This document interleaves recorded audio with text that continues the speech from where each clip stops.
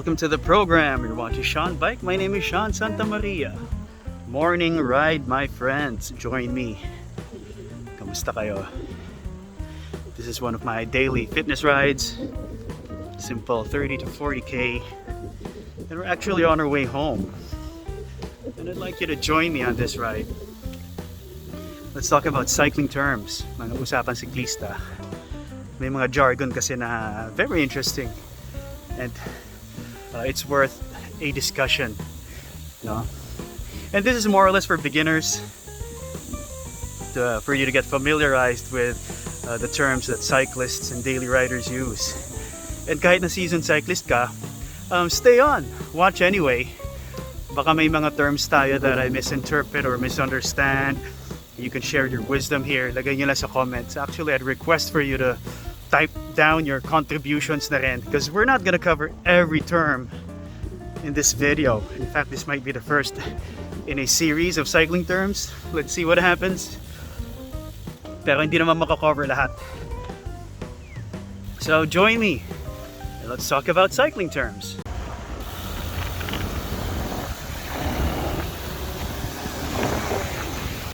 So the first term is switchback. In no particular order. Switchback, narinig nyo na ba yan? It pertains to the road, the direction of the road. Diba?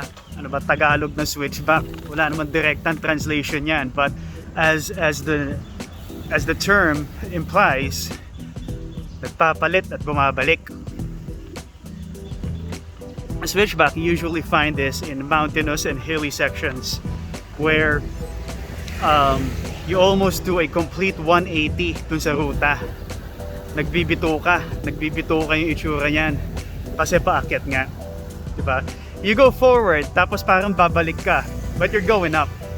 Kaya switchback. And switchback roads are also known as hairpins kasi yan ang hugis ng hairpin. Minsan paperclip, diba? So switchback, hairpin, paperclip, remember that.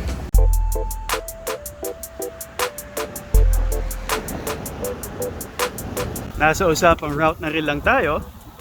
Let's talk about the different kinds of courses. So may basic tayo. There's an out and back course. Out and back. Papunta at pabalik. You ride out and you come back the same way, out and back. Usually isang ruta lang yan. You ride out to a destination and you take the same way going back. Kaya out and back. Makikita nyo sa STRAVA yan. And usually sa mga ride description nakalagay out and back. Hinulugang tak-tak, out and back from BGC. That's an example of the ride description that has an out and back route. Another course is a loop. Paikot.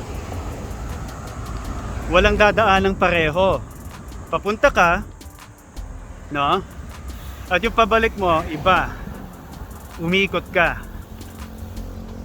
So, loops, some of the famous loops, yung mga long distance loops, no? Laguna Loop, Taal Loop. And when you look at a loop course in STRAVA, usually pabilog yan. Minsan hindi perfect na bilog, minsan pahaba. But the idea is yung papunta mo tsaka pabalik mo, magkaiba. Another basic course that you should know about is a lollipop course or balloon on a string. So imagine a lollipop. May isang padiretso tapos bibilog sa dulo. Diba? Mukha siyang lollipop, literally. And that's what a balloon on a string looks like as well. So meron siyang diretso, bibilog ng konti dun sa dulo, tapos yung pabalik mo diretso ulit. So that's called the lollipop course.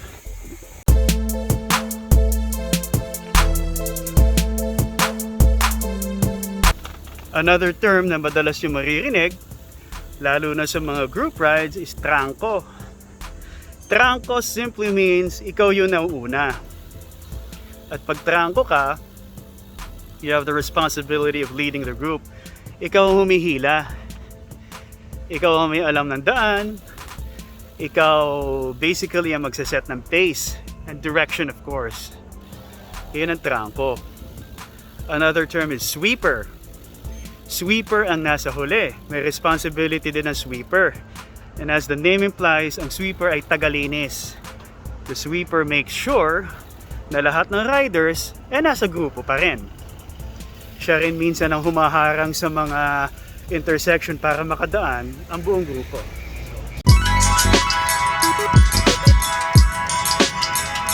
And since we're on the topic of group rides, one term you have to be familiar with is peloton. Peloton simply means cycling group. Magkakadikit kayo sa peloton. Usually malaking grupo yan. Peloton hindi peloton. Marami nagkakamali, peloton daw. Pag sinabi bang peloton, mali, hindi naman. Naintindihan naman natin yan eh. But, peloton, kasi yun yung tama. There's one great benefit of riding in a peloton. And this is drafting. So drafting means nakatago ka sa likod ng isang rider. And in a way, hinihila ka nung nasa unahan mo pag nagda-draft ka. There's significantly less effort on your part. Kasi naharangan nung nasa unahan mo yung headwind. Mas aerodynamic ka. So nagda-draft ka sa nasa unahan mo. And when you're drafting behind somebody, you are using his or her slipstream. Okay?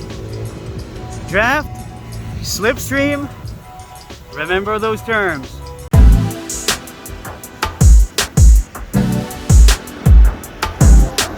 Ride out or take off. And you'd usually see this at chats ninyo. You'd see this in your ride platforms. Ride out, 6 a.m. Okay, basic naman yan. You might know what it means. Pero this item is actually a call for everyone to understand it and to honor it. Pag sinabi ang ride out 6 a.m., ang alis ng grupo is 6 a.m. Hindi ka darating doon ng 6 a.m. Why? Kasi pag dumating ka sa venue ng 6 a.m., let's say nakakotse ka pa, no? Magsasapatos ka pa, mag-helmet ka pa, lalagay ka pa ng sunscreen mo. Tagal yon. If your ride out is 6 a.m., it means the group leaves at 6 a.m. Dapat dumating ka 5:45 at least to give time to prepare. Diba? Sometimes, ang mga nakalagay sa mga ride platforms ninyo, briefing at 6 a.m. Typically, ang ride out nun, 6:10, 6:15. Kasi mag-ride briefing pa. And sometimes, sa invitation na nakalagay, 2 oras. Briefing at 6 a.m., ride out at 6:10 a.m. There's a difference. But whatever the case may be, pag sinabing briefing 6 a.m., andun ka na dapat before 6. Nakatayo ka na dapat with a group. Right? So balik tayo. Ride out, take off. It just means the time that you guys are going out. It means this is the time that you're gonna roll. So be there before that designated time.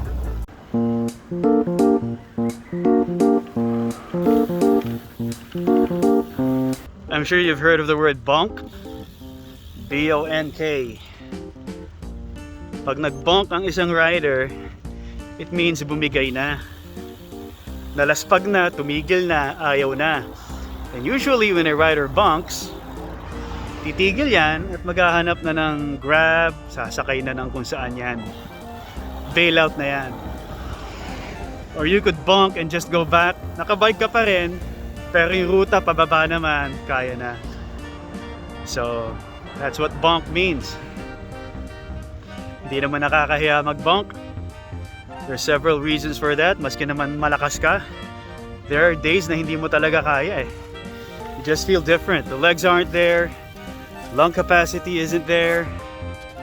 You know, hindi ka nakatulog. Still recovering from an illness or something. Stomach issues ka. You have a headache. Yan ang mga reasons for bonking, common reasons. So yan, bonk. Have you ever heard of a road or a section described as makunat? This means na mabigat akyatin. Hindi siya masyadong matarik. Kasi given na yan, pag matarik, if you're talking about grades of 10 and above, alam mo yan. Kitang-kita mo yan, mabigat yan. Ang makunat, hindi masyadong halata. And these play in the grade range of siguro 4 to 7%. Lalo na pag wide yung kalye, hindi masyadong halata yung paakyat. Makunat yan. Example ng mga makunat, Amadeo, if you've ridden here in the south, ayan, hindi katarikan pero paakyat yan all the way. So makunat, pabigat, hindi madaling mag-pick up ng momentum sa mga makukunat na road.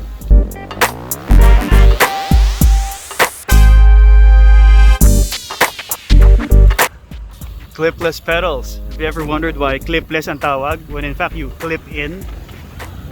So sa mga hindi nakakaalam ng history ng clipless pedals or ng pedals in general, no 70s, no 80s, the way that your feet attach to the pedals is via a clip-on system. You know, mukha siyang belt.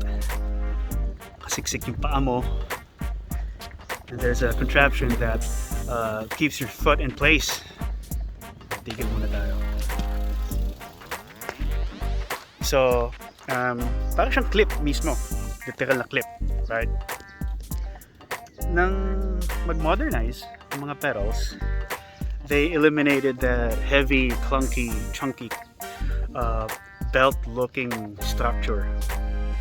Pinalitan na yan into what we know today as SPD, SHIMANO, yung mga look, diba? Nasa ilalim na where you just twist your foot as you mount onto the pedal. Easy na. So, tinawag siyang clipless kasi hindi na siya yung lumang where you actually clip your foot.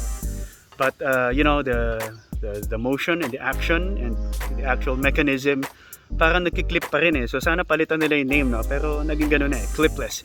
So, inalis nila yung lumang clip method where the attachments are underneath na, where it's easier, you just twist. Clipless yung tawag.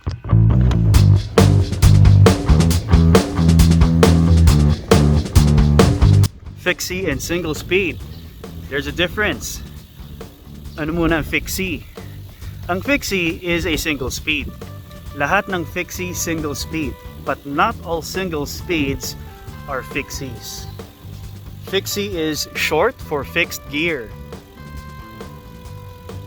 Simple lang yan. Pag fixie ka, yung pedal strokes mo go with the turning of the wheels. Walang freewheeling. Okay, the way you brake with fixies is via leg power, and there's other methods. You can do the figure eight.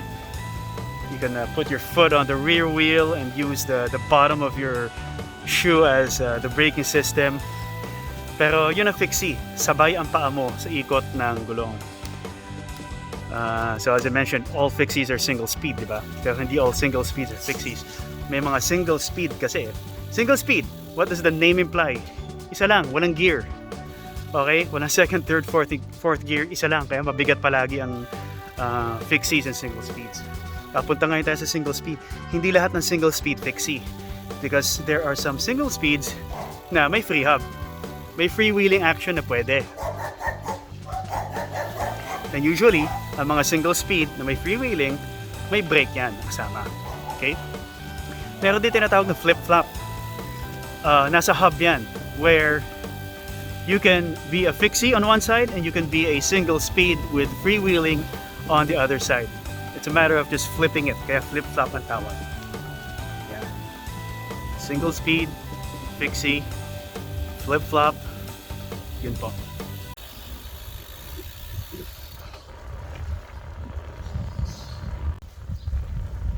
And there you have it. Some cyclist terms for the newbies and for the seasoned cyclists alike. Madami pa. Didn't cover everything obviously.